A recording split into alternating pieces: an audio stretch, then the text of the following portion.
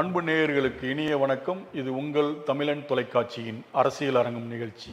அன்புடன் உங்களை வரவேற்கிறோம். நம் நிகழ்ச்சிக்கு நாம் தமிழர் கட்சியின் மாநில ஒருங்கிணைப்பாளர் பிரேமானந்த் அவர்கள் சிறப்பு அழைப்பாளராக வந்திருக்கிறார். இன்று இருக்கும் அரசியல் சூழல் பரபரப்பு, 4 முனை போட்டி தற்போது வரை நிலவி வருகிறது. பல்வேறு கருத்துக்களையும் இந்த அரசியல் சூழலையும் நம்முடன் பகிர்ந்து கொள்ள வந்திருக்கும் பிரேமானந்த் அவர்களை அன்புடன் வரவேற்போம். வணக்கம். வணக்கம் சார். எப்படி சார் இருக்கீங்க? நல்லா இருக்கேன். தேர்தல் பரபரப்பு தேதியெலாம் அறிவிச்சிட்டாங்க.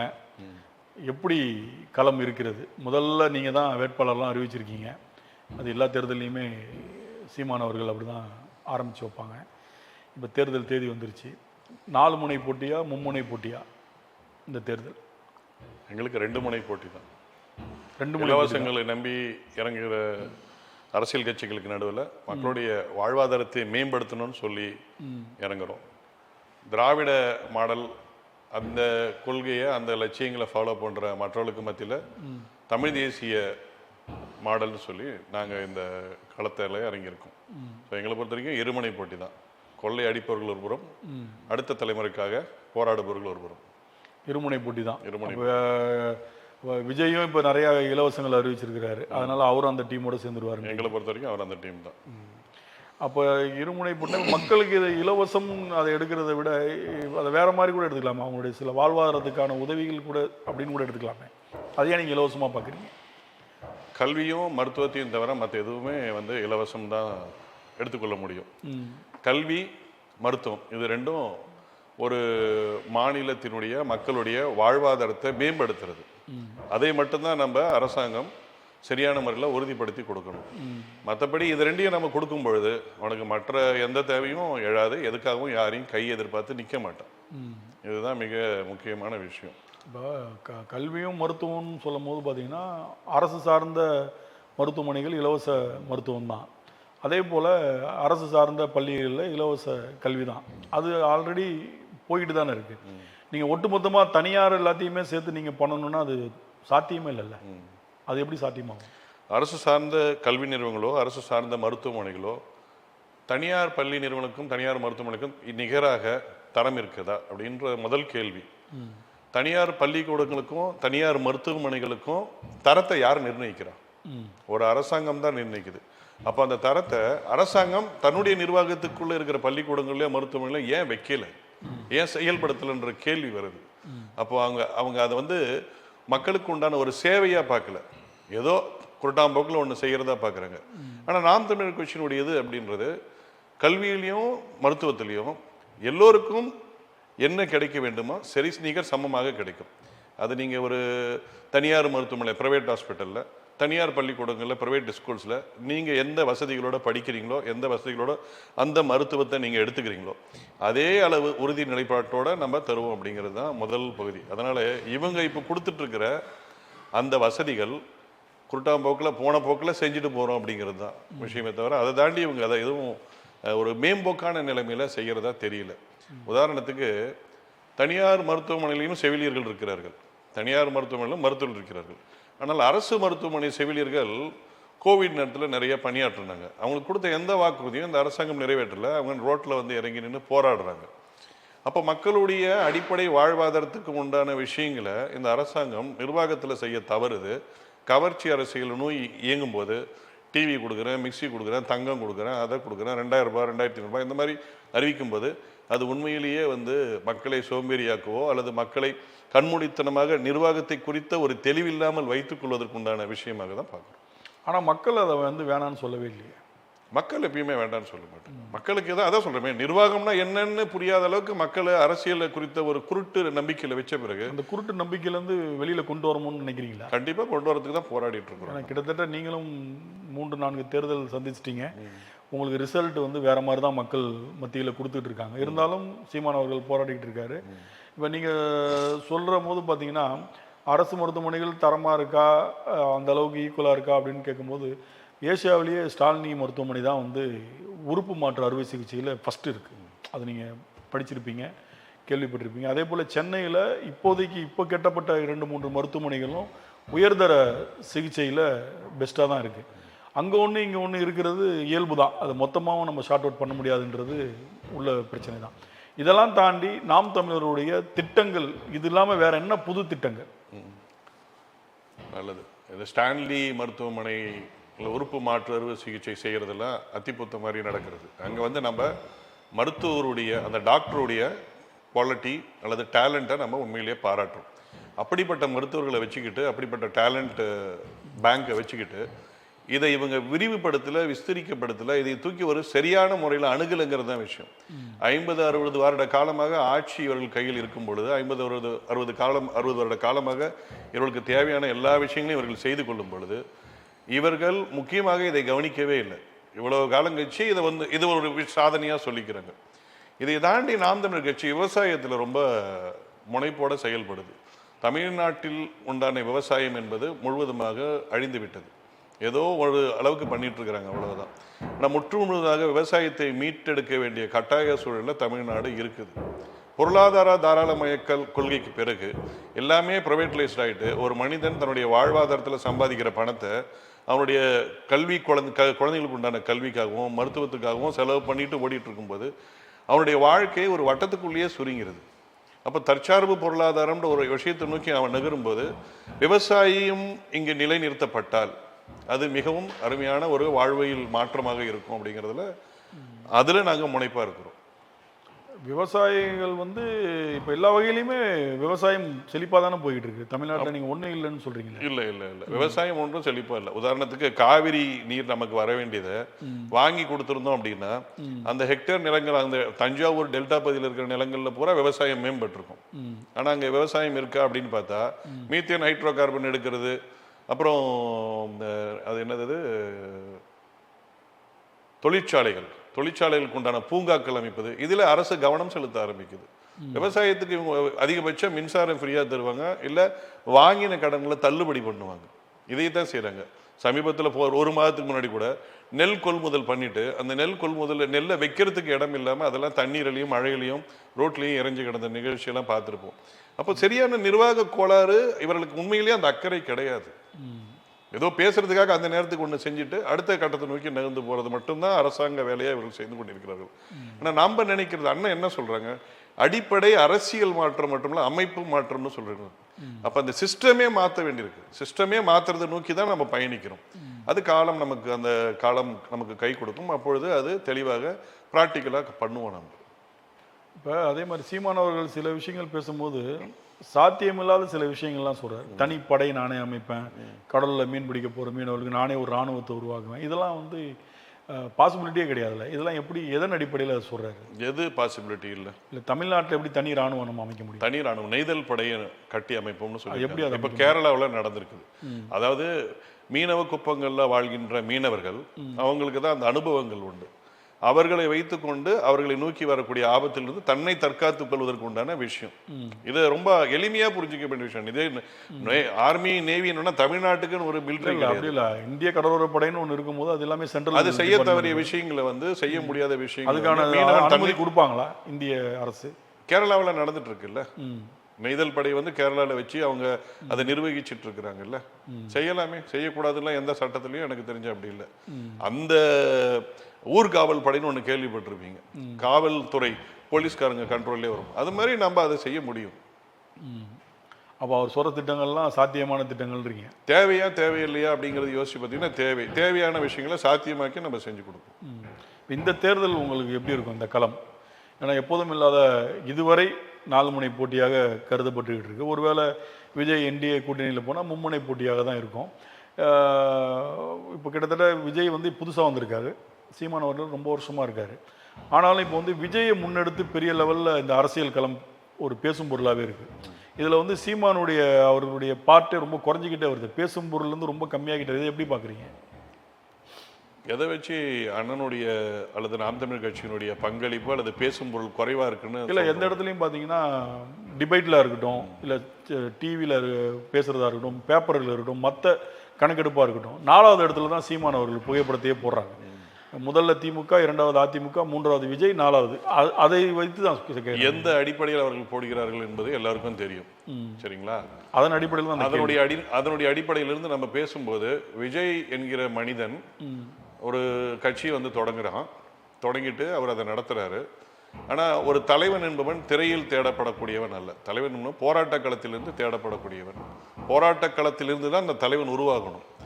அந்த ஒரு புரிதல் சாதாரண மக்களுக்கு இல்லைன்றது வந்து புரிகிறது. ஆனால் நன்றாக படித்துவிட்டு சமூக ஊடகங்களில் வேலை பண்ணுவதற்கும் முக்கியமான மீடியாவில் இருக்கவங்களுக்கு இது புரியலைங்கிறது மிக வேதனையான விஷயம். ஒரு நாட்டினுடைய 4வது தூணாக இருக்கக்கூடிய செய்தி ஊடக பிரிவு இதை முற்றுமுழுதாக தவிக்கிறது மிக சோகமான ஒரு விஷயம். தமிழ்நாட்டின் நலன்களுக்காக அன்றாடம் 15 வருடமாக பாடுபட்டு கொண்டிருக்கிற, போராடி கொண்டிருக்கிற, அரசியல் ஆசானாகி எங்களை போன்ற நிறைய பேரை வழிநடத்தி கொண்டிருக்கிற அண்ணன் சீமானுக்கு 8.2% வாக்கு வங்கி இருக்குது அப்படின்னு தெரிஞ்ச பிறகும் 4 முனை போட்டி அவரை 4வது இடத்தில் வைத்திருக்கிறோம் என்று சொல்வது அவருடைய மனநிலையை தான் காட்டுகிறது.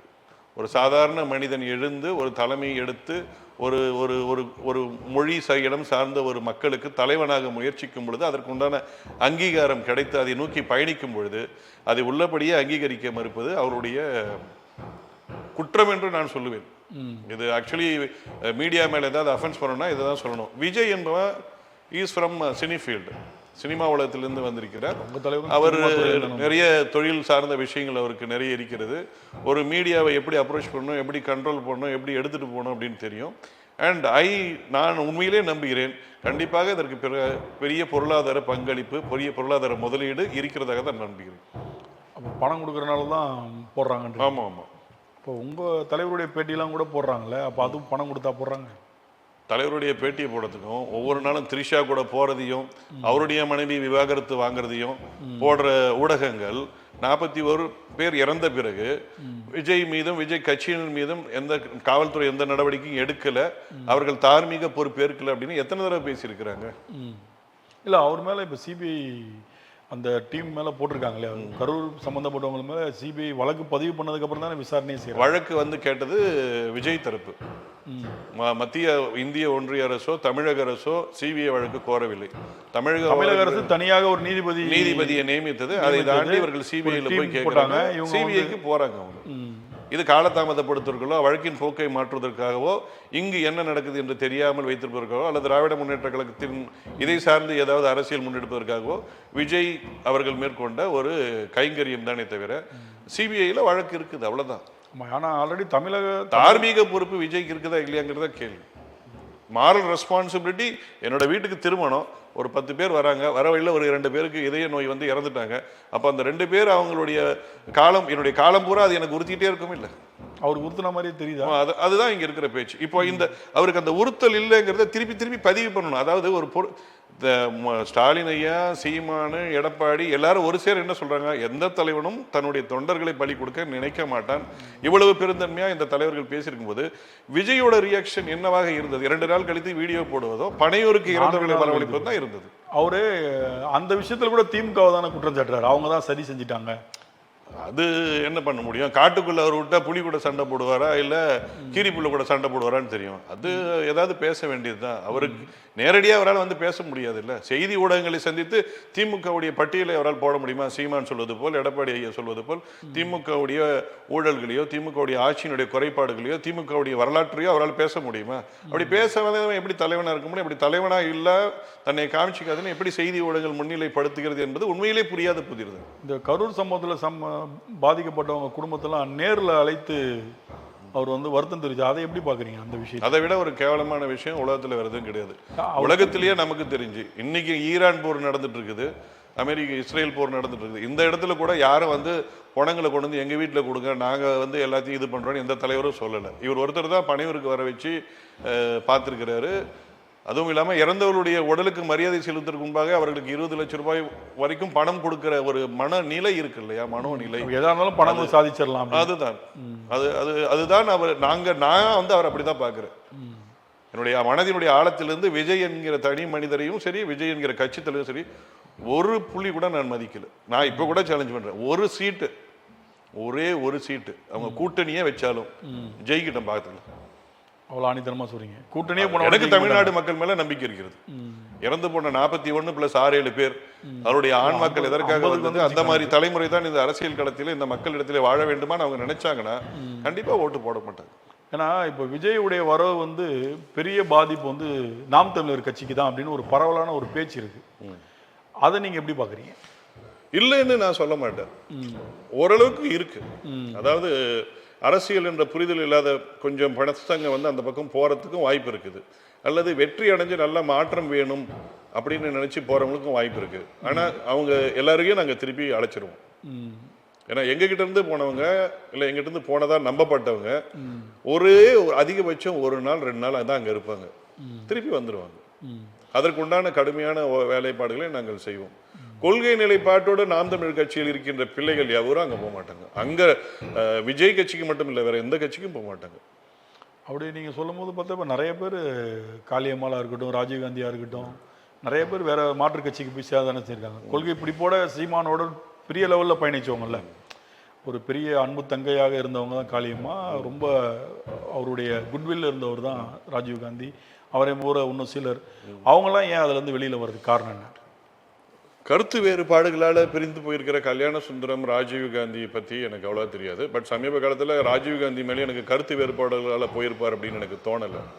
இன்னைக்கு இந்த ஒரு 5-7 வருடங்களாக நம்ம தமிழ்நாட்டு அரசியலை உற்று நோக்கினோம் என்றால் இங்கே ஒரு செலிபிரிட்டி ஸ்டேட்டஸை சேல் பண்ணி பொலிட்டிக்கில் பேர் வாங்கக்கூடிய சூழல் இருக்குது.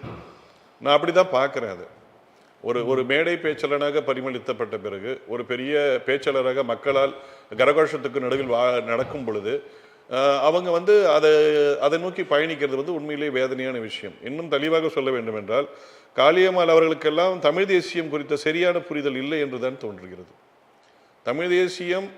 தமிழ் தேசியத்தினுடைய அவசியம் இந்த மாநிலத்தில் இன்றைய சூழலில் எழுந்திருக்கக்கூடிய அவசியம் புரிந்திருந்தால் ஒரு நாளும் அவர்கள் நாம் தமிழ் கட்சியை விட்டு வெளியே செல்லும் போது இன்னொரு தமிழ் தேசிய இடத்திற்கு தான் சென்றிருப்பார்களே தவிர வேறு இடத்திற்கு செல்ல முடியாது. இந்த செலிபிரிட்டி ஸ்டேட்டஸ் அவர்கள் இருக்கிறது. எங்கள் கட்சியில் இருந்தால் காரு, பைக்கு, ஃபோனு, 10 பேர் கை தட்டுறதுக்கு பின்னாடி வர அளவுக்குலாம் நாங்கள் ஒன்றும் பண்ண மாட்டோம். ஏன்னா நாங்கள் கொள்கை கோட்பாட்டோடு ஓடிட்டு இருக்கிறவங்க. நாங்களே வேலை செய்வோம், நாங்களே ஓடுவோம், நாங்களே மக்கள்கிட்ட பேசுவோம், நாங்களே போராடுவோம், நாங்களே அரெஸ்ட் ஆவோம், நாங்களே வெளியே வருவோம். இப்படி எங்களுடைய வாழ்க்கை முறை அப்படி இருக்குது. அவங்களுடைய அண்ணா திராவிட முன்னேற்ற கழகம், திராவிட முன்னேற்ற கழகம், இன்னும் இந்த விஜய் கட்சி, அவங்ககிட்ட இருக்கிறவங்களாம் வந்து ஒரு பர்ஃபெக்ட் செலிப்ரேஷன் மைண்ட் செட் அரசியல்வாதிகள் அவர்கள். ஏன்னா ஒரு டைமில் வந்து காளியம்மாள் வந்து அதிமுகவை மிக மிக கடுமையாக விமர்சிச்சிருக்காங்க. அந்த வீடியோக்கள் தற்போது பெரிய வைரல் ஆகிட்டு இருக்கு. அப்படி இருக்கும் பட்சத்தில் அவங்க அதிமுகவை நோக்கி போனதில் வேற எதுவும் உள்கருத்து இருக்கா? ஓபிஎஸ் மு.க. ஸ்டாலினோட போய் சேரும்போது காளியம்மாள் அதிமுகவோட போய் சேர்றதுல ஒன்றும் சங்கோச்சப்படுறதுக்குலாம் ஒன்றும் இல்லை.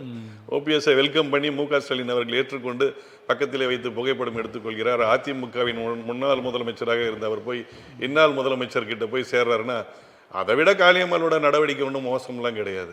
இவர் வந்து நாங்கள் கொஞ்சம் அந்த அம்மாவை கொஞ்சம் பார்த்துட்டோம், அது மட்டும்தான் எங்களுக்கு வருத்தம். கொள்கை பிடிப்போட இருக்காங்க அப்படின்னு நினைச்சிட்டோம். அதுல இருந்து அவங்க போனது வந்து உண்மையிலேயே தப்பு தான்.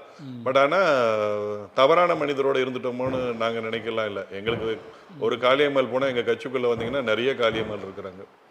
எங்கள் பெண் பிள்ளைகள், எங்கள் சகோதரிகள்லாம் பேசுகிற அரசியல்லாம் வேற லெவலில் இருக்கும். மேடை மேலே ஏறி பேசுறது இல்லை, திண்ணை பிரச்சாரங்கள்ல இன்னைக்கு பேசுகிறாங்க எங்கள் பெண் பிள்ளைகள். அதுதானே எங்களுடைய பலம். ஒரு மேடை பேச்சு வச்சுட்டு எத்தனை திருமணி கூட்டங்கள் போட முடியும், எத்தனை பொதுக்கூட்டங்கள் போட முடியும்? எங்கள் பெண் பிள்ளைகள் மக்களை சந்தித்து பேசுவது தானே பலம். அதை செஞ்சிட்டு இருக்காங்களே. நாம் தமிழர் கட்சியிலேருந்து காளியம்மா போனது பலவீனமானு கருதுறீங்களா? இல்லையே, அதுதான் சொல்லிட்டு இருக்கேன். எங்கள் பெண் பிள்ளைகள் திண்ணை பிரச்சாரங்கள்லையும் மக்களோட முகமுகமாக பார்த்து பேசுறது தான் எங்களுடைய பலம்.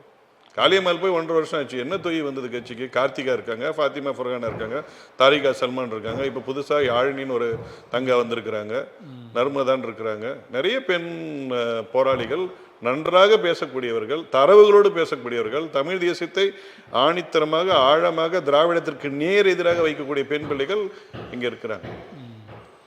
இப்போ நாம் தமிழரோட இந்த தேர்தலில் வந்து எப்படியாவது வெற்றி பெறணும் அப்படின்ற ஏதாவது புது ஐடியா, சித்தாந்தம் ஏதாவது இந்த தேர்தலில் வேகமாக வகுக்கிறீங்களா? உழைப்பு மட்டும்தான் முதல் மூலதனம். உழைப்பு மட்டும்தான் எங்களுடைய பவர் ஆஃப் சீக்ரெட். இவங்களெல்லாம் சண்டை போடணும் அப்படின்னா உழைப்பு மட்டும்தான். வேட்பாளர்கள் அறிவித்திலிருந்து இன்னைக்கு வரைக்கும் எல்லாரும் ஓடிட்டு தான் இருக்கிறாங்க. மிக அருமையான உழைப்பை ஒவ்வொருத்தரும் கொடுத்துட்டு. எனக்கு கிட்டத்தட்ட 3 தேர்தல் 4 தேர்தல் சந்திச்சாச்சு. இன்னும் நமக்கு வந்து வெற்றி வரல அப்படின்னா இங்கே திமுக அதிமுக என்ற அந்த மாபெரும் இரு கட்சிகளை தாண்டி தனிப்பட்ட முறையில் வெற்றி பெறுவது என்பது மிகப்பெரிய ஒரு கேள்விக்குறியாக தான் இருக்குது இந்த 50 ஆண்டு கால அரசியலில். அவங்களோட ட்ராவல் பண்ணும்போது தான் ஏதோ ஒரு 4 தொகுதி 5 தொகுதி கூட்டணியில் போகும்போது கிடைக்கிறதாகவே இங்கே வந்து ஒரு பிம்பம் உருவாயிருக்கு. அதுதான் நடைமுறையிலும் இருக்குது. எக்ஸாம்பிள் இப்போ விஜயகாந்த் எடுத்துக்கிட்டிங்கன்னா வந்தப்போ ஒரு தொகுதி ஜெயிச்சார், மீதி எல்லா தொகுதியிலையும் வெற்றி வாய்ப்பு இல்லை. அடுத்த தேர்தலில் அவர் அதிமுகவோட போய் ஜாயின் பண்ணார், எதிர்க்கட்சி தலைவர் ஆகிட்டார். அப்புறம் அங்கேருந்து வெளியில் வந்தார், திரும்பி மக்கள் நல கூட்டணி போய் ஒன்றும் இல்லாமல் போய் நீ அந்த கட்சி ஒன்றும் இல்லாமல் போயிடுச்சு. பாமக எடுத்துக்கிட்டிங்கன்னா ஆரம்பத்தில் 1-2 இடங்கள் வெற்றி பெற்றாங்க, அதுக்கப்புறம் அவங்க அலையன்ஸ் தான், அதுக்கு அலையன்ஸில் போய் தான் அவங்க ஜெயிச்சிட்டே இருக்காங்க. மதிமுகவும் அதே தான், கம்யூனிஸ்டுகளும் அதே தான், காங்கிரஸும் அதே தான். அப்படி இருக்கும் பட்சத்தில் ஒரு நமக்கு வெற்றி வாய்ப்பு என்பது வந்து முக்கியம் இல்லையா? அதே நேரத்தில் மக்கள் பிரச்சனையில் நம்ம வந்து சட்டமன்றத்தில் பேசணும் அப்படின்னா நம்மளுடைய பிரதிநிதிகள் யாராவது இருக்கணும். இந்த மாதிரி ஒரு சூழலில் நம்ம ஒரு கடந்த 4 தேர்தலுக்கு மேலே சந்தித்தோம், நம்ம இன்னும் சட்டமன்றத்துக்குள்ளே போலையே, அது ஒரு வருத்தம் உங்களுக்கு இருக்க தானே செய்யும். எங்களுக்கு கட்சியினருக்கு தொண்டர்களாகிய எங்களுக்கு கொஞ்சம் கூட கிடையாது. நீங்க சொன்னா ஆச்சரியப்படும், எங்களுக்கு கிடையவே கிடையாது. அப்படி தோணி இருந்தா நாங்கெல்லாம் களத்துல இருக்க மாட்டோம். அப்படி தோணினவங்க களத்துல இல்ல, பக்கத்துல எங்கேயாவது வேற வீட்டுல உட்கார்ந்து இருப்பாங்க. எங்களுக்கு அந்த அந்த தோணல் கொஞ்சம் கூட கிடையாது. ஒரு நீங்க சொன்ன எந்த கட்சிக்கும் தனியா வந்து வெளியே நின்று தன்னுடைய வாக்கு சதவீதத்தை உயர்த்தி கொள்ளக்கூடிய திராணியோ தைரியமோ கொள்கையோ கிடையாது. இன்று கூட விடுதலை சிறுத்தைகளும் கம்யூனிஸ்டும் எங்களுக்கு அதிக தொகுதிகளை ஒதுக்கி தரவில்லை திராவிட முன்னேற்ற கழகம் என்றுதான் பேசிக் கொண்டிருக்கிறார்கள். இவங்க எல்லாம் சேர்ந்து உண்மையிலேயே இந்திய நாட்டினுடைய ஜனநாயகத்தை கேள்விக்குரிய ஆக்குறாங்கன்றதுதான் என்னுடைய மிகப்பெரிய குற்றச்சாட்டு. நம்ம இந்திய ஒன்றிய அரசினுடைய ஜனநாயகம் என்பது டெமோக்ரஸி. இந்தியா உலகத்தில் one of the largest democracy. இந்த டெமோக்ரஸியில் இந்த ஜனநாயகத்தில் என்ன ஒரு அற்புதமான விஷயம் அப்படின்னா, நீங்கள் நம்ம கூட சட்டமன்றத்துக்குள்ளே போனோம், பாராளுமன்றத்துக்குள்ளே போனோம், கவுன்சிலர் ஆகணும். அதுக்கு உண்டான வரையறையை அது கொடுத்துருக்கு. இந்த அதிகாரம் பணபலம் மிக்க கட்சிகளோடு இவர்கள் கூட்டணி வைப்பதனால் என்ன ஆகிறது என்றால், உண்மையிலேயே அரசியல் புரிந்து அதற்குள்ள வர நினைக்கிற எத்தனையோ பேர் ஒதுங்கி வெளியேறி இருக்கிறார்கள். இப்போ நாம் தமிழர் கட்சி அத்தனை பேருக்கும் வாய்ப்பு கொடுக்கிறது. எங்களோட கட்சியில ஆடு மேய்க்கிற ஒரு தங்கைக்கு நாங்கள் பாப்புலாரிட்டி பட்டியலே வேட்பாளர் சீட்டு கொடுத்திருக்கிறோம். பேரறிவான் என்கிற ஒரு அருமையான தம்பிக்கு கொடுத்திருக்கிறோம். சமுதாயத்திலே பொருளாதாரத்திலே பின்படுத்தப்பட்டவர்கள், சாதி ரீதியாக பிற்படுத்தப்பட்டவர்களாக கருதப்படுவார்கள், இவர்களுக்கெல்லாம் நாம் தமிழர் கட்சி சீட்டு கொடுத்துருக்கு. சொல்லும் போது சொன்னீங்க, இந்த ஆடு மேய்க்கிற பெண்ணுக்கு ரொம்ப கஷ்டப்படுறவங்களுக்குலாம் நாங்கள் சீட்டு கொடுத்துருக்கோம் அப்படின்னு சொல்லி. அது நல்ல விஷயம், ஆரோக்கியமான விஷயம்தான். இவங்களெல்லாம் வச்சு நம்மளால் அந்த வெற்றி வாய்ப்பை கண்டிப்பாக அதை அப்ரோச் பண்ண முடியுமா, தொட முடியும்னு நினைக்கிறீங்களா? ஒரு பதில் இருக்குது. அந்த பதில் எல்லோராலும் ஏற்றுக்கொள்ளக்கூடிய பதில். புரட்சி என்றாவது ஒன்று நாள் மரணம். அதை நோக்கி தான் நம்ம பயணிக்கிறோம். நம்ம வெற்றியில் 2 இருக்கு. ஒன்று அகவெற்றி, இன்னொன்று புறவெற்றி. புறவெற்றி என்பது இவர்களெல்லாம் சேர்ந்து எம்எல்ஏவா ஜெயிச்சிட்டார்னு கொடுக்குற சர்டிஃபிகேட், இவங்கெல்லாம் சேர்ந்து எம்பியா ஜெயிச்சிட்டார்னு கொடுக்குற சர்டிஃபிகேட், அது புறவெற்றி. அகவெற்றி என்பது என்னன்னா, நான் ஏற்றுக்கொண்ட கொள்கையில் நான் கான்ஃபிடென்ட்டாக இருக்கேன். 1. 2வது, மக்கள் என்ன அங்கீகரிக்கிறாங்களா இல்லையான்னு நான் பரிசீலித்து பார்க்கும்போது 1லிருந்து இன்று 8.2% வரைக்கும் வாக்கு சதவீதம் உயர்ந்திருக்கு. அப்போ மக்கள் தேடுறாங்க. மக்கள் தேடுற இடத்துல நான் போய் இருக்கும்போது என்னை ஏற்றுக்கிறாங்க. அப்போ ஏற்றுக்கும் போது என்னை அங்கீகரிக்கிறாங்க. இந்த அங்கீகாரம் எனக்கு அகவெற்றியை இன்னும் ஸ்ட்ரென்தன் பண்ணுது. இதை அடுத்த தலைமுறைக்கு கடத்த வேண்டும். 2009 ஈழ படுகொலைக்கு பிறகு தமிழர்களுக்கான ஒரு அரசியல் அமைப்பு வேண்டும், தமிழர்களுக்கான ஒரு அரசியல் குரல் ஒலிக்க வேண்டும் என்பதுதான் இந்த இயக்கத்தினுடைய, இந்த கட்சியினுடைய மிக முக்கிய நோக்கம். அதுல நாங்க ரொம்ப தெளிவா இருக்கிறோம். அதனால வெற்றி என்பது சட்டமன்றத்தில் போய் குரல் கொடுக்க ரொம்ப தூரத்துல இல்லை. இந்த தடவை நாங்க கண்டிப்பா சட்டமன்றத்துக்குள்ள போடுவோம். சமீபத்தில் கூட அண்ணன் சொன்னாரு, வழக்கமா சட்டமன்றத்துக்குள்ள ஆளுங்கட்சி பேசும், எதிர்கட்சி வெளிநடப்பு செய்யும். ஆனா இந்த முறை எதிர்கட்சி பேசும், ஆளுங்கட்சியே வெளிநடப்பு செய்யற அளவுக்கு பேசும். இந்த தேர்தல் நாங்க உள்ள போயிடுவோம். இந்த தடவை வாய்ப்பு கண்டிப்பா இருக்கும். எவ்வளவு பேர் போறதுக்கு வாய்ப்பு இருக்கும்? அது புரட்சி ஒரு நாள் திடீர்னு வெடிச்சுதுன்னா ஆட்சியை நாங்கள் கைப்பற்றுவோம். புரட்சி அடுத்த தடவை வெடிக்கலான்னு முடிவு பண்ணால் எதிர்கட்சியாக நாங்கள் இருப்போம். இப்போ 8%, 8.5% இப்போ உயர்ந்திருக்கு. அது ஒரு பெரிய விஷயம்தான், தனிமையாக இருந்து. இப்போ இந்த சதவீதம் வந்து இந்த தேர்தலில் இன்னும் கூடுமா, இல்லை விஜயின் வரவால் குறையுமா? கண்டிப்பாக கூடும். இல்லை ஆரம்பத்தில் சொல்ல பாதிப்பு இருக்குன்னு நீங்கள் சொல்லி, பாதிப்பு இருக்குன்றது ஓகே. அது என்ன சொன்னேன் நான், அப்படியே இன்னொன்று சொன்னேன், போனவங்கலாம் டக்குன்னு திருப்பி வந்துருவாங்கன்னு சொன்னேன். இப்போ நாங்கள் கொடுக்குற உழைப்பெல்லாம் போனவங்க மத்தியில் புரியாமல் அங்கே செலிபிரிட்டி ஸ்டேட்டஸை பார்த்துட்டு போன சின்ன பசங்க அவங்க எல்லாம் திருப்பி வந்துருவாங்கன்னு தான் சொன்னேன். எனக்கு அது நல்லது தான். போயிட்டு வந்துட்டானா எங்கள் கூட தான் இருப்பான். அது ஒரு பக்கம். கண்டிப்பாக கூடும் அப்படிங்கிறத நிஜம். கூடும். ஆமாம். அப்போ விஜயோட வரவு வந்து பெருசாக ஒன்றும் பாதிப்பு இல்லை. விஜயோட வரவு யாருக்குமே பாதிப்பு கிடையாது. இவங்களா பேசினுக்கிறாங்க, திமுகவுக்கு பாதிப்பு, அதிமுக பாதிப்பு, பாஜகவுக்கு பாதிக்கணும். என்ன மிக முக்கியம்னா, நாட்டினுடைய இன்றைய பிரச்சனைகளை பேச ஊடகங்களுக்கு நேரம் தேவையில்லைன்னு முடிவு பண்ணிட்டாங்க. Who is Vijay? யார் அவன்? எங்க இருந்தான்? 10 வருஷத்துக்கு முன்னாடி எங்க இருந்தான்? தொட்டபெட்ட ரோட்டு மேல முட்டை புரட்டன் போட்டு பாட்டு பாடிட்டு டான்ஸ் ஆடிட்டு இருந்தான். ஏதாவது அவனுடைய படத்துல புரட்சிகரமான கருத்துக்களையோ புரட்சிகரமான அறிஞர்களையோ தமிழ் தேசிய தலைவர்களையோ இந்திய ஒன்றிய அரசு நிக்கணும்னு பாடுபட்ட ஏதாவது ஒரு தலைவனை எடுத்து நடிச்சோ அல்ல காமிச்சோ புகழ்ந்து பேசியோ ஒரு பாராட்டு பத்திரம் வாசிச்சோ ஏதாவது பண்ணியிருக்கானா? பட்டுக்கோட்டை கல்யாண சுந்தரம் மாதிரி ஆட்கள் எழுதின பாடல்கள் ஏதாவது பேசியிருக்கானா, பாடியிருக்கானா? கத்தின்னு ஒரு படத்துல விவசாயத்துக்காக போராடி இத்தனை படங்கள் நடித்த பிறகு கத்தின்னு ஒரு படம், அது த பேஸ். விவசாயத்துக்காக அதையும் கூட வந்து இங்க பேச முடியல அவரால்.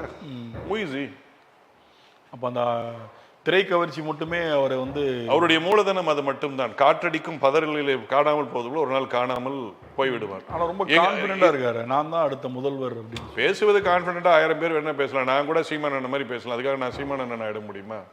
அதெல்லாம் 1000 பேசலாம். அப்படி பேச சொல்லி ட்ரெயின் பண்றாங்க. இல்ல நடிகனுக்கு அது ஒரு பெரிய விஷயமே கிடையாது. அந்த பக்கம் திரும்பி அழுவானா இருக்கும், இப்படி எல்லாம் என்னை நிக்க வச்சுட்டீங்களே. அந்த கட்சியில உள்ள ஆதவ அர்ஜுனாவுடைய பேச்சு எப்போதுமே ஒரு மாதிரி இருக்கு. அதே போல உங்க நாம் தமிழர் சாட்டை துரைமுருகனுடைய கவுண்டர் விஜயை போட்டு அடின்னு அடிக்கிறாரு வீடியோல. அது எதனால அப்படின்னா விஜய் மேல ஒரு கோபம். எல்லாரும் பேச வேண்டியதை சாட்டை துரைமுருகன் மட்டும் பேசிட்டு இருக்கிறாருங்கிறது தான் என்னுடைய வருத்தம். அதிமுகவோ திமுகவோ விஜய் பத்தி இவ்வளவுதெல்லாம் பேசுறது இல்லை. சாட்டை துரைமுருகன் மட்டும்தான் தமிழ்நாட்டில் ஒரு இந்த மாதிரி ஒரு மோசமான அரசியல் சக்தி மேலெழுந்து வரக்கூடாது அப்படின்னு சாட்டை துரைமுருகன் மட்டும்தான் பேசிட்டு இருக்கிறாரு. அவருடைய குரல் ஓங்கி ஒழிச்சிட்டு இருக்குது. அது ஒன்றுத்துக்காக அவர் பேசுறாரு. மற்ற திமுக அதிமுக பேரறிஞர்ல வச்சிருக்கிறோம், அவங்கள வச்சிருக்கீங்களா, அவங்களாம் யாரும் எதுவும் பேசுறதே இல்லை.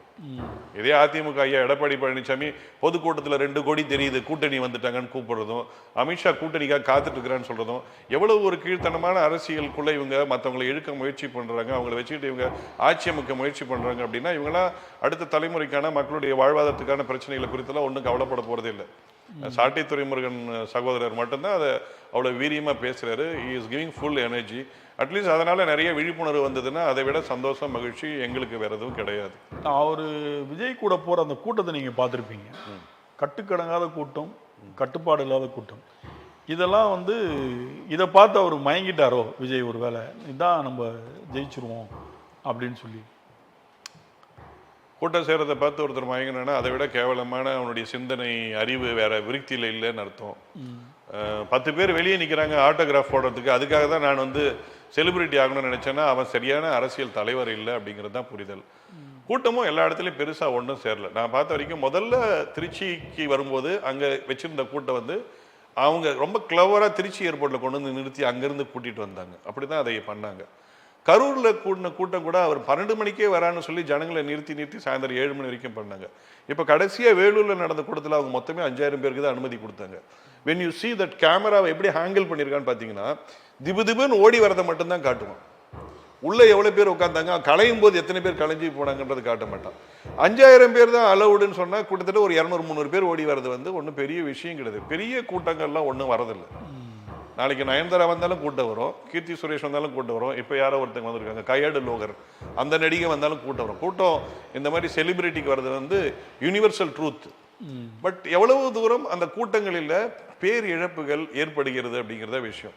விஜயினுடைய வருகையினால நாங்கள் மிகவும் கவலைப்படக்கூடிய விஷயம் என்னன்னா, இவ்வளவு பேர் அரசியல் புரிதல் இல்லாதவங்க இருக்கிறாங்களே அப்படின்னு நினைக்கும் போது தான் உள்ளபடியே மிகுந்த மனவேதனை வருது. இவ்வளவு பெரிய அரசியல் மயப்படுத்தியிருந்தா, இவ்வளவு பெரிய சரியான முறையில் அரசியல் தேட வச்சிருந்தா இது எவ்வளவு ஒரு நல்ல எதிர்காலத்துக்கு வழிவகுத்திருக்கும் அப்படின்னு நினைக்கும் போது தான் கஷ்டமா இருக்கு. விஜய் வந்ததுனால அது ஒரு நன்மை. பார் எவ்வளவு பேர் இருக்கிறாங்க அரசியல் புரியாதவங்க, அரசியல்னா என்னன்னு தெரியாதவங்க அப்படின்றவங்க வந்திருக்கிறாங்கன்றதான் வந்து ஒரு நன்மை.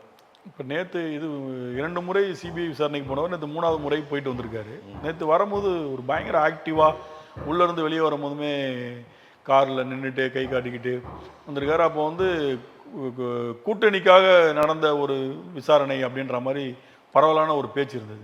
ஒருவேளை அதுக்கு சாத்தியம் ஆயிட்டனால அவர் ரொம்ப தெம்பா வெளியே வந்தாரோ? எனக்கு அதை பற்றி எதுவும் ஐடியா இல்லை. பட் ஓவராலாக நான் எப்படி இது பண்ணுறேன் அப்படின்னா, விஜய் வந்து அரசியலுக்கு எப்படி தகுதி இல்லாதவர், லாய்க்கு இல்லாதவர் அப்படின்னு நான் மனசான்றோட சொல்கிறேனோ அதே மனசான்றோட we have to be very careful with that fellow. Vijay வந்து ஒரு ஒரு ஒரு எடுப்பார் கைப்பிள்ளையாக இருந்தாலும் சரி, சுய சிந்தனை உடையவராக இருந்தாலும் சரி, அவர் ஒரு நல்ல மனிதர் இல்லை அப்படிங்கிறது தான் என்னுடைய மனசு உள்ள அடிக்கடி சொல்லுது. கரூர் சம்பவம் நடப்பதற்கு முன்பதாக அவர் வண்டியில் வரும்போது ஒரு வீடியோ ஒன்று ரிலீஸ் ஆச்சு. லைட் ஆஃப் பண்ணி ஆன் பண்ணி போடுறது. நான் உள்ளபடியே மிகுந்த மனவேதனையோடு அந்த காட்சியை பார்த்தேன். எந்த ஒரு அரசியல் தலைவரும் செய்யாத ஒரு இந்திரா காந்தி, நீங்கள் எந்த தலைவர் அரசியல் தலைவர் எடுத்தாலும் ஒரு பண்பட்ட அரசியல் தலைவர் மக்களை நோக்கி, மக்கள் நம்மை பார்க்கும்போது, மக்களை நாம் பார்க்கும் பொழுது அந்த லைட் ஆஃப் பண்ணி ஆன் பண்ணுறதுல ரொம்ப ஒரு சைக்கோத்தனமான ஒரு விஷயம். அப்படிப்பட்ட மனிதர் நேற்று சிபிஐ அலுவலகத்திலேருந்து வெளியே வரும்போது கை காட்டுறாரு அப்படின்னா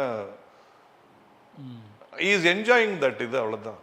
முன்னாடி ஆள் இருக்குங்களோ இல்லையா, கை காட்டுறது தானே, காட்டிட்டு போட்டோம். பிரதமர் அடிக்கடி ஆமாம், அவரை விடுறதில்லை, அது மாத்திரம் நிஜம். ஆமாம். அதே நேரத்தில் இப்போ வந்து பார்த்தீங்கன்னா ஊழலை ஒழிப்பெண் அப்படின்னு சொல்கிறாரு யார், விஜய். எந்த பேசினாலும் கூட செங்கோட்டையன் வச்சிருக்காரு, ஆதவ வச்சிருக்காரு. இதை எப்படி பார்க்குறீங்க? நீங்களே சொல்லிட்டீங்க. ஊழலை ஒழிக்கிறேன்னு சொல்கிறவன் ஒரு நாள் வந்து இலவசத்தை தரமாட்டான் அப்படிங்கிறது அடிப்படை நாதம். 2500 ரூபா தாய்மாமன் சீர் தரேன், அதை தரேன், இதை தரேன்னு பொம்பளை பிள்ளைங்களை எல்லாம் கூப்பிட்டு வச்சுட்டு அவங்களுக்கு தங்கம் பிடிக்கின்றதுக்காக தங்கத்தெல்லாம் இலவசமாக தரேன்னு பேசுறது வந்து எப்படி ஊழலை ஒழிப்பார் அவர்? ஆல்ரெடி தங்கம் முதல்ல அம்மையார் கொண்டு வந்தது தாலி. இல்லை, அதெல்லாம் இருக்கட்டும். ஊழல் தமிழ்நாட்டில் எத்தனை கோடி நடக்குதுன்னே தெரியாது அவருக்கு. ஊழலை ஒழிப்புன்ற மனுஷன் வந்து முதல்ல அவனுக்கு டாக்ஸ் எவேஷன் பண்ணிக்க கூடாது. 1.5 கோடியா 2 கோடியா கூட கட்டிட்டு உட்காந்துருக்கணும். ஊழல் ஒழிக்கிறன்ற அந்த அந்த சிந்தனைக்குள்ளேயே போக மாட்டான். ஒரு நாள் அவர் வந்து சார்ட்டர்ட் ஃப்ளைட் எடுத்து போயிட்டு வர செலவு கிட்டத்தட்ட 50 to 60 லட்சம்னு சொல்கிறாங்க. மக்களுக்காக பாடுபடுற தலைவன் இவனும் அவ்வளவு செலவு செய்து ஒரு இடத்திற்கு போவதோ வருவதோ செய்ய மாட்டார். மிகுந்த வேதனையான விஷயம். இந்த மாதிரிலாம் அவன் இருக்கிறான், இந்த மாதிரிலாம் இருக்கிற மனுஷன் வந்து இவங்க திருப்பி திருப்பி காமிச்சிட்டு இருக்கிறாங்க அப்படிங்கிறத விஷயம். அவர் சிபிஐ போனான்னா கேஸ் அட்டன் பண்ண போனார். அவர் திரிஷா கூட வந்தாருன்னா திருமணத்துக்கு வந்துட்டு போறாரு. இதையெல்லாம் எதுக்கு மீடியா எடுத்து போட்டுட்டு இருக்கு? இப்போ நாமளுமே அவரை பற்றி திருப்பி திருப்பி பேசிட்டு இருக்கிறோம். ஆனால் ஒரு விதத்தில் அவர் பண்ணுறதெல்லாம் தப்பான அரசியல்னு பேசுறது மட்டும்தான் ஒரு வாய்ப்பாக அமையுது. நாமளுமே அவர் ஏன் திருப்பி திருப்பி பேசிட்டு இருக்கோம்னா அவர் தான் உங்களுக்கு கடுமையான போட்டின்னு சொல்லிட்டு இருக்கிறனால அவரை பற்றி திருப்பி திருப்பி எல்லாமே களம் முடிவு செய்யும். 2026 தேர்தல் தேதி அறிவிச்சாச்சு. தேர்தல் வரும்போது கண்டிப்பாக செய்யும். இரட்டை இலக்கு வாக்கு சதவீதம் கண்டிப்பாக நாம் தமிழர் கட்சிக்கு இருக்கும். இது வரைக்கும் வாங்கின வாக்கோட நாங்கள் ஜாஸ்தி வாங்கும்போது தமிழர்களுக்கு உண்டான அரசியலை நம்ம சிறப்பாக முன்னெடுத்துட்டு இருக்கிறோன்ற நம்பிக்கை எங்களுக்கும், இவர்கள் நீடித்து நிலைத்து நிற்கிறான்ற மக்களுக்கும் இருக்கும். அதையும் மீறி திமுக, அதிமுக, புதுசாக வந்திருக்கிற பணக்கார கட்சி டிவிகே, இவங்களெல்லாம் தாண்டி எளிமையான மக்களுக்கு உண்டான கட்சி இந்த இடத்துல ஒன்று உதயமாக இருக்குது அப்படின்னு எல்லாருக்கும் புரியும். அதிமுக தலைமையில் இருக்கிற அந்த கூட்டணி வந்து எடப்பாடியால் சுயமாக எதையுமே பண்ண முடியல அப்படின்னு ஒரு டாக் போய்கிட்டே இருக்கேன். அப்போ அவரால் இப்போ நடந்த ஒரு பிரதமர் கூட்டத்தில் கூட அவருடைய புகைப்படத்தை புறக்கணிச்சிட்டாங்க அப்படின்னு சொல்கிறாங்க. அப்படியே அந்த கூட்டணி வெற்றி பெற்றாலும் எடப்பாடி அவர்கள் சிஎம் ஆகிறதுக்கான வாய்ப்புகள் ரொம்ப குறைவுன்னு சொல்கிறாங்க. இதெல்லாம் எப்படி பார்க்குறீங்க? They are under estimating Edappadi. என்னுடைய புரிதலில் இருந்து நான் பேசுறது வந்து அவர்கள் எடப்பாடி ஐயா வந்து கொஞ்சம் அண்டர் எஸ்டிமேட் பண்ணுறாங்கன்றதான் என்னுடைய கருத்து. கடந்த தேர்தலில் வந்து அவர் இப்போ இருக்கிற கரிஷ்மாவோ இப்போ இருக்கிற ஒரு செட்டப்போ அவருக்கு கிடையாது. ஆனாலும் அவர் வந்து 64 எம்எல்ஏக்களை அண்ணா திராவிட முன்னேற்ற கழகம் சார்பாக வென்றெடுத்தார். இப்போவும் அவர் வந்து சிஎம் ஆக மாட்டார், பாஜக கண்ட்ரோலில் தான் இருக்காரு அப்படின்னு பேசுறதுல வந்து நான் அப்படி தான் பார்க்குறேன். தேர் அண்டர் எஸ்டிமேட்டிங் எடப்பாடி. மும்பையில் அப்படி தான் நடந்துகிட்டு இருக்கு. எக்ஸாம்பிள் இப்போ பீகாரில் அப்படி தான் இருக்குது. அவங்க வந்துட்டாங்கன்னா ஆட்டோமேட்டிக்காக அந்த கட்சி அப்படியே படிப்படியாக, விஜய் கூட என்டிஏ போனாரா அவர் கட்சியும் முடிஞ்சிச்சு அப்படின்னு தான் பரவலாக பேச்சுவார்த்தைகள் சோசியல் மீடியாவில் வரக்கூடிய விஷயங்கள்லாம் போயிட்டுருக்கு. இப்போ இந்த பக்கம் திமுக ஒரு பலமான கூட்டணி, ஒரு 20-22 கட்சிகளுக்கு மேலே ஒரு பலமான கூட்டணி அமைச்சிருக்காங்க. தேமுதிகலேருந்து புதுசாக ஒரு 4 கட்சிகள் வந்து. இப்போ அந்த பக்கம் கொஞ்சம் கூட்டணிகள் கம்மியாக இருந்தாலும் அவங்களும் ஒரு பலம் சார்ந்த ஒரு கூட்டணி மாதிரி தான் இருக்காங்க. இந்த 3 பேருக்கு நடுவில் எந்த கூட்டணியும் இல்லாமல் ஒருத்தர் எப்போதுமே தேர்தலை சந்திக்கிறாரு. இந்த தேர்தலில் நீங்கள் இரட்டை இலக்கு வாக்கு சதவீதம் சொல்லியிருக்கீங்க. மக்கள் மத்தியில் நீங்கள் போகும்போது உங்களுக்கு எந்த மாதிரியான வரவேற்பு இருக்குது? மக்கள் மத்தியிலாம் நல்லா தான் இருக்குது வரவேற்பு. மக்கள் உண்மையிலேயே உண்மையாக நிற்கக்கூடிய மனிதர்களை தேடிக்கொண்டிருக்கிறார்கள். அப்படியே சீமான புறக்கணிக்கிறாங்க. இல்லை, அதுதான் இன்னும் நாங்கள் போய் சேர வேண்டிய தூரம் நிறைய இருக்குது. தமிழ்நாட்டில் மொத்தம் 5.25 கோடி மக்கள் இருக்கிறாங்க, வாக்காளர்கள். அவ்வளோ பெரிய நாங்கள் போய் சேர வேண்டியிருக்கு. தனி ஒரு மனுஷனாக வந்து அண்ணா 2009 நின்று 2010, 2016 வந்து நிற்கும் போது குறைஞ்சபட்சம் ஒரு 100 பேர் 500 பேர் தான் அவருடைய கூட்டத்துக்கு வந்தாங்க. இப்போ சமீபத்தில் நடந்த மக்களின் மாநாட்டுக்கு நான் கண்ணால் பார்த்தேன், கிட்டத்தட்ட 2 லட்சம் மக்களுக்கு மேலே வந்தாங்க. நீங்கள் நம்புங்க, 8:30 மணி 8:45 நான் ஸ்டேஜ் பக்கத்தில் தான் இருந்தேன். அப்படியே வெளியே போய் ஏதாவது சாப்பிட்லான்ட்டு போனால் 8:30 மணி 8:45 மக்கள் சாரசாரியாக வந்துட்டே இருக்கிறாங்க, நடந்து வராங்க. நாம் தமிழர் கட்சியினுடைய மக்களின் மாநாட்டு மாத்திரம் இல்லை, எந்த பொதுக்கூட்டத்தில் போனாலும் நீங்க பார்த்து ரசிக்கக்கூடிய ஒரு அற்புதமான விஷயம், குடும்பம் குடும்பமாக வருவாங்க. மனைவி, அம்மா, அப்பா, குழந்தைங்க இப்படி வருவாங்க. ஸோ எளிமையான மனிதர்கள் கண்டிப்பாக நல்ல அரசியலை வேண்டும் என்று தேடுகிறார்கள். அந்த இடத்திலே நாங்கள் போய் சேர்ந்து கொண்டிருக்கிறோம். இன்னும் அதிகமாய் சேருவோம். ஸோ புரட்சி அதே போல் எப்பயாவது ஒரு நாள் கண்டிப்பாக மலரும். ரெண்டாவது, அதிமுக கூட்டணி, திமுக கூட்டணி, கூட்டணி பேரங்கள் பேசி கொண்டிருப்பது, டிவிகேவுடைய கூட்டணி, இதெல்லாம் எங்களை எந்த இடத்துலையும் சலனப்படுத்தாது, சஞ்சலப்படுத்தாது. நம்ம வேலையை strict to the basic is கடின உழைப்பு, மக்களை சந்திப்பது, மக்களுடைய வாழ்வாதாரங்கள் பிரச்சனைகளை இத்தனை வருடமாக நாங்கள் போராட்ட காலத்தில் இருந்ததை சொல்லுவது, இனிமேலும் இருக்க போகிறோம் என்கிற உறுதி நிலைப்பாட்டை அவர்களுக்கு தருவது.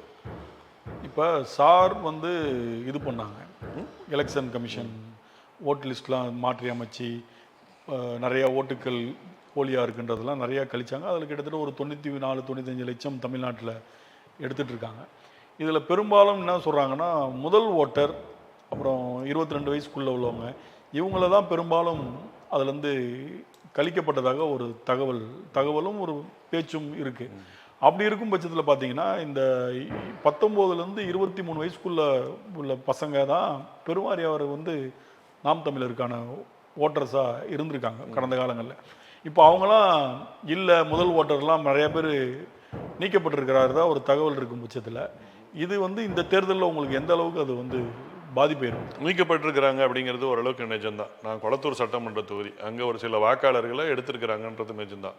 ஆனால் நாம் தமிழ் கட்சிக்கு வாக்கு செலுத்த வேண்டும் என்ற எண்ணத்தில் இருந்து எங்களால் ஐடென்டிஃபை பண்ணப்பட்ட அவங்கெல்லாம் சேர்ந்து எங்கள் கூட சேர்ந்து வேலை செய்வாங்க. அது எங்களுக்கு ஒரு ப்ளஸ் பாயிண்ட். இந்த ஓட்டு இல்லாதது அவங்க அதே ஓட்டு இல்லைங்கிறது நம்ம அடுத்த தேர்தலுக்குள்ளே அதை அணுகணும். அந்த அந்த அந்த அந்த நிர்வாக கோளாறை வந்து சரி செய்ய முயற்சி செய்து கொண்டிருக்கிறோம். ஓட்டு இல்லை, அந்த 5 ஓட்டோ 10 ஓட்டோ 20 ஓட்டோ அதை சரி செய்ய அவங்க எங்கள் கூட சேர்ந்து வேலை செய்கிறாங்கிறது ஒரு அடிஷ்னல் இன்ஃபர்மேஷன். இப்போ நீங்கள் வந்து திருவிகா நகர் தொகுதி, கொளத்தூர் தொகுதி வேட்பாளராக அவங்களை அறிவிச்சிருக்கேன். வேட்பாளர் இல்லை, கொளத்தூர் சட்டமன்ற தொகுதி வேட்பாளர் பெயர் வந்து சவுந்தரபாண்டியன் லூடர் சேத். அவங்க வேற வேட்பாளர் போட்டிருக்காங்க. அவருக்கான பிரச்சாரங்கள்லாம் ஆரம்பிச்சிட்டிங்களா? ஆரம்பிச்சிட்டோம், இன்றையிலிருந்து ஆரம்பிக்கிறோம். கொளத்தூர் தொகுதி என்பது முதல்வருடைய வெற்றி பெற்ற தொகுதி. மிக பிரம்மாண்டமாக நிறையா நலத்திட்ட உதவிகள்லாம் செஞ்சுருக்காங்க. நிறைய விஷயங்கள் அங்கே கொண்டு வந்ததாகவும் தகவல் இருக்குது. புகைப்படங்கள், நிகழ்ச்சிகள் மூலிமா நம்ம பார்த்துருப்போம். இப்போ அப்படி இருக்கும் அந்த தொகுதியில் வந்து எப்படி இருக்கும் மீண்டும் போட்டி? முதல்வர் எங்கே போட்டியிட போகிறாருன்னு தெரியல. கொளத்தூர் சட்டமன்ற தொகுதியில் வந்து அவங்க கிட்டத்தட்ட 20 வருடமாக திராவிட முன்னேற்ற கழகம் இருக்கிறது. இப்போது திராவிட முன்னேற்ற கழகத்தினுடைய தலைவர் மு.க. ஸ்டாலின் அவர்கள் முதலமைச்சராக வீற்றிருக்கிறார். இதற்கு முந்தைய தேர்தலில் அவர் எதிர்க்கட்சி தலைவராக இருந்தார். அப்போ ரங்கநாதன் எம்எல்ஏவாக இருந்தாங்க. இந்த மாதிரி தொடர்ந்து இருக்கிறாங்க. இந்த 15 வருடம் கிட்டத்தட்ட 19 வருடம் செய்யாத நலத்திட்டங்களை எல்லாம் இந்த 1 வருடம் 2 வருடத்தில் செஞ்சுருக்கிறாங்க தான் சொல்கிறாங்க. நான் அந்த தொகுதியில் இருக்கிறனால சொல்கிறேன், நலத்திட்டங்கள்னா ஒரு 2 பேருந்து நிலையம், பெரியார் நகர் பேருந்து நிலையம், திருவிக நகர் பேருந்து நிலையம், 2 கல்யாண மண்டபம், அப்புறம் 2 பேருந்து நிறுத்தங்கள், ஏர் கண்டிஷன்டு பேருந்து நிறுத்தங்கள், அப்புறம் 2-3 பார்க், இதை கட்டியிருக்கிறாங்க. மறுப்பதற்கு இல்லை. ஏன் இத்தனை வருஷம் கூட பெரிய லெவலில் ட்ரைனேஜ் தண்ணி போகிறதுக்கு அது பண்ணியிருக்கிறாங்க. அதையும் சொல்லுவேன் நான். இதை செஞ்சிருக்கிறாங்க. ஏன் இத்தனை வருஷம் செய்யலைன்ற கேள்விக்கு பதில் இருக்கான்னு கேட்டால், நாங்கள் இப்போ தான் செஞ்சோம்ல, இத்தனை வருஷம் ஏன் செய்யலைன்னு கேட்கலன்னு வாங்க. 1. 2வது, கொளத்தூர் சட்டமன்ற தொகுதி வரைக்கும் முழுக்க சேகர் பாபு அவர்களுடைய நிர்வாகத்தின் கீழே தான் வருது. அங்கே நீங்கள் உள்ளபடியே போய் உளமாற தேடினீர்கள் என்றால், திராவிட முன்னேற்ற கழகத்தினுடைய கவுன்சிலர்கள் கையில் தான் அங்கே எல்லாமே இருக்குது. திராவிட முன்னேற்ற கழகத்தில் இருக்கிற அங்கே இருக்கிற யாரையுமே நீங்கள் டக்குன்னு போய் எதிர்த்தெல்லாம் பேசிட முடியாது. ஏன் கொடுக்கல, ஏன் செய்யலைன்னு கேட்டுற முடியாது. அப்படிப்பட்ட சூழல் தான் இருக்குது. இதுதான் மிக முக்கியம். மக்களாட்சி தத்துவத்தில் நம்ம மக்களோடு இணைந்து பணியாற்றும் போது இதை தான் இந்த தேர்தலில் பிரதான ஒரு கோரிக்கையாக, கருத்தாக மக்களிடத்தில் போய் சேர்க்க போகிறோம். அந்த மாதிரி தான் இருக்குன்றீங்க. இது இல்லாமல் எந்த முதல்வர் தொகுதியாக இருந்தாலும் அந்த கட்சியை சார்ந்த ஒரு அமைச்சர் யாரோ தான் அதை நிர்வகிப்பாங்க. ஏன்னா முதல்வருக்கு வேலை பொருள்கள் அதிகம் இருக்கிறதுனால அவங்க அடிக்கடி வர முடியாதனால அதை வந்து பார்க்கறது தானே வழக்கம். அதனால சேகர் பாபு அவர்கள் பார்ப்பது ஒன்றும் தவறு இல்லையே. பார்ப்பது தவறில்லை, எங்களை அவர்கள் பார்க்கும் விதம் தான் தவறு. நான் சொல்றது, ஒரு சாதாரண மனுஷன் போய் கவுன்சிலர்கிட்ட போய் கேள்வி கேட்டால் நடந்துருமா அப்படின்னு கேட்டால் நடக்காது. ஒரு சில சம்பவங்கள்லாம் நடந்திருக்கு. அதெல்லாம் நாங்கள் தேர்தல் பரப்புரையில் சொல்லுவோம். அந்த சம்பவங்களின் பின்னாடி எல்லாம் அந்த மக்கள் எப்படி கஷ்டப்பட்டார்கள் என்பதையும் புரிய வைப்போம். நீங்கள் அங்கே வந்து வெல்த் ஆஃப் த கொளத்தூர் சட்டமன்ற தொகுதியினுடைய வெல்த் அப்படின்னு எடுத்து பார்த்தீங்கன்னா, மிக பெரும் முதலாளிகளாக, மிக பெரும் பணக்காரர்களாக திராவிட முன்னேற்ற கழகத்தை சார்ந்தவர்களும் அவர்களை ஆதரிப்பவர்களாக தான் இருப்பாங்க. அது அது சரியான முறையில் பார்க்கணுமா அப்படின்னா நீங்க தான் சொல்லணும். அப்படி பார்க்கலாமா வேண்டாமா? குஜராத் அம்பானிக்கும் அதானிக்கும் எப்படி மோடி அவர்கள் தூக்கி விடுறாரோ அந்த மாதிரி இங்கே சில சம்பவங்கள், சில விஷயங்கள்லாம் நடக்குது. இது முதல்ல. ரெண்டாவது, கொளத்தூர் சட்டமன்ற தொகுதி முதலமைச்சருடைய தொகுதி. அங்கே கஞ்சாவுடைய பழக்கம், அபினுடைய பழக்கம் ஜாஸ்தி இருக்கு. இரவு 10 மணிக்கு மேல டாஸ்மாக் கடை திறந்திருக்கு.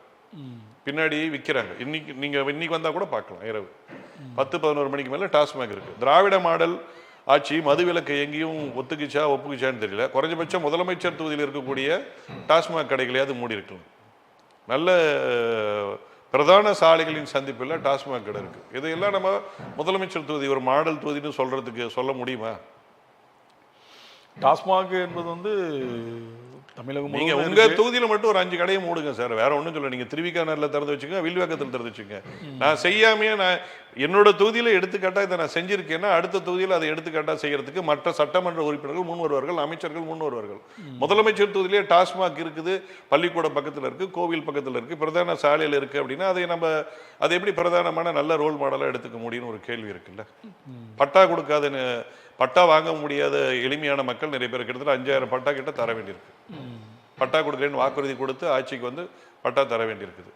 ஸோ இருக்கு, அங்கேயும் பிரச்சனைகள் இருக்குது. முதல்வர் தொகுதியில் இருக்கிறோம் அப்படின்றதுனால நாங்கள் ஏதோ நட்சத்திர ஹோட்டலில் தங்குற மாதிரிலாம் இல்லை. இன்னும் குப்பை கூடங்கள் சரி பண்ண முடியாத இடங்களும் இன்னும் இருக்கு.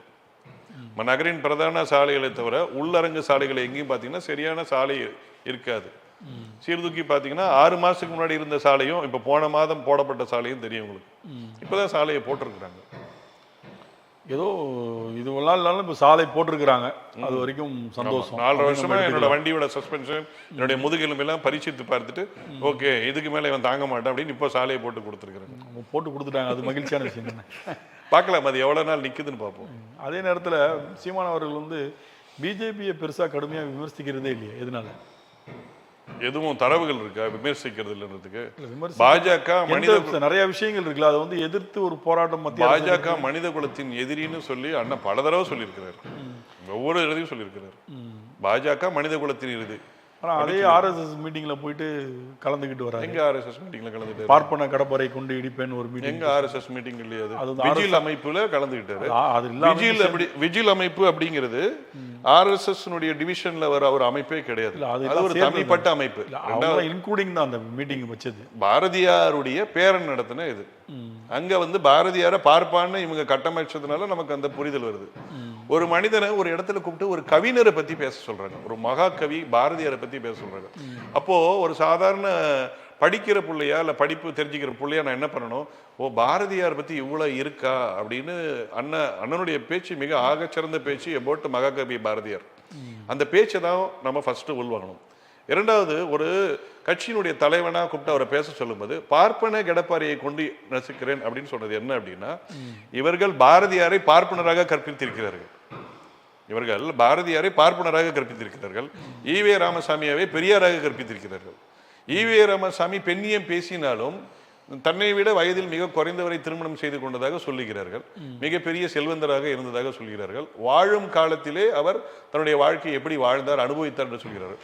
இன்னொரு பக்கம் மகாகவி பாரதியார் இந்திய ஒன்றிய அரசியலிலேயே சுதந்திரம் வாங்குவோம் என்று பாடியிருக்கிறார். கூடவே வந்தே மாதரம் என்போம் என்னுடைய மாநில தாயை வணங்குதல் என்போம் என்று அப்பொழுதே தமிழ்நாட்டை பிரதானப்படுத்தி பாடியிருக்கிறார். இதையெல்லாம் இருட்டடிப்பு செய்யும் விதமாக பாரதியாரை பார்ப்பனர் என்று சொல்லிவிட்டார்கள். அவருடைய கவிதைகளை வைத்தே திராவிட மாடலையும் ஈவேராவையும் அழிக்கிறேன் என்ற கோட்பாடுதான் பார்ப்பன கடப்பாறை என்பது பாரதியாரை தான். பார்ப்பன கடப்பாறை பாரதியாரை வைத்து உங்களுடைய கோட்டையை அழிக்கிறேன், ஏனென்றால் அவன் சகலத்தை பற்றியும் புரட்சியாக பாடியிருக்கிறான், அதை வைத்து அழிக்கிறேன் என்று தான் சொல்லியிருக்கிறார். இது திரித்து வேறு விதமாக சொல்லப்பட்டு கொண்டிருக்கிறது. ஆரம்பத்தில் பெரியாரை தான் முன்னிறுத்தி இவருடைய அரசியல் நிலைப்பாடு இருந்தது. காலப்போக்கில் இப்போ பெரியாரை ரொம்ப கடுமையான விமர்சனங்களுக்கு உட்படுத்துறாரு. அது எதனால? கொள்கையை மாற்றிக்கிட்டாரா? சீமான் அண்ணன் வந்து அதை பற்றியும் சொல்லியிருக்கிறார். நான் வாழ ஆரம்பித்த வழி வந்து திராவிட கழக வழி, நான் காலம் உணர்ந்து நான் வழி நடத்தும் வழி வந்து தமிழ் தேசிய வழி. இது முதல் பகுதி. இரண்டாவது பகுதி, ஈவேரா பெரியார் என்கிற ராமசாமி அவரை தவிர இங்கு வேறு யாரும் தலைவர்களே இல்லை என்பது போல் திராவிடம் கட்டமைத்துக் கொண்டிருக்கிறது. எங்கு போனாலும் பெரியாருடைய சிலை, ஈவே ராமசாமியுடைய சிலை, கருணாநிதி ஐயாவுடைய சிலை, எம்ஜிஆர் உடைய சிலை, ஜெயலலிதா சிலை, மற்ற தலைவர்கள் எல்லாம் இங்கு இல்லை. நம்முடைய தமிழ் பண்பாட்டினுடைய, தமிழ் கலாச்சாரத்தினுடைய, தமிழ் நிறைய நீங்க பீச்லாம் போனீங்கன்னா எல்லாருடைய சிலையும் இருக்கு. பீச்ல தான் இருக்கும். தமிழ்நாடு பூரா இருக்கணும். தமிழ்நாடு தமிழ்நாடு பூரா இல்ல. பட் யாருடைய சிலைகள் இங்க ஜாஸ்தி இருக்குன்னு ஒரு கேள்வி வருது. இப்போ திருச்சியில கட்டியிருக்கிறாங்க கலைஞரோட சிலையை தான் பெருசா வச்சிருக்காங்க. கண்டிப்பா ராஜராஜ சோழனுடைய சிலையை வச்சிருக்கலாம். கண்டிப்பா உங்களுடைய நேரத்தை ஒதுக்கி நம் நிகழ்ச்சிக்கு வந்து கலந்துக்கிட்டு பல்வேறு தகவல்கள், இப்போ இருக்கிற களம், தேர்தல் களத்தை பற்றி ஆக்கப்பூர்வமான பல விஷயங்கள் நம்மளோட பகிர்ந்துக்கிட்டீங்க. இந்த தேர்தலில் இரட்டை இலக்கை கண்டிப்பாக எட்டுவோம் என்று வாக்குறுதி சொல்லியிருக்கீங்க. உங்களுடைய நம்பிக்கைக்கும் உங்களுடைய இந்த நேரத்தை ஒதுக்கிக்கிட்டு வந்ததுக்கு ரொம்ப நன்றி சார். நன்றி, வணக்கம். நேரத்தை கொடுத்தமைக்கும்